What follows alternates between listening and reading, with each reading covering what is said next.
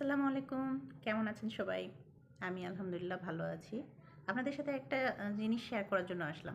কালকে বলেছিলাম যে মার্কেটে গেছি, একটা জিনিস কিনেছি, বনি করেছি আরকি। এইটাই হচ্ছে সেই জিনিস। তো আমি আসলে যে জিনিসটা কিনেছি তার থেকে তারা যে ব্যাগটা দিয়েছে, এই ব্যাগটারই ওজন বেশি। তো আমি দেরি করব না, আমি জিনিসটা দেখাই। আমি বিশ্বরঙে একটু ঢু মারতে গেছিলাম। তো বিশ্বরং থেকে এই যে দেখেন আমার প্যাকেটের ভিতরকার প্যাকেট। আচ্ছা, তাহলে আমি এটা একটু খুলি। হ্যাঁ, ট্যান, বোঝা যাচ্ছে?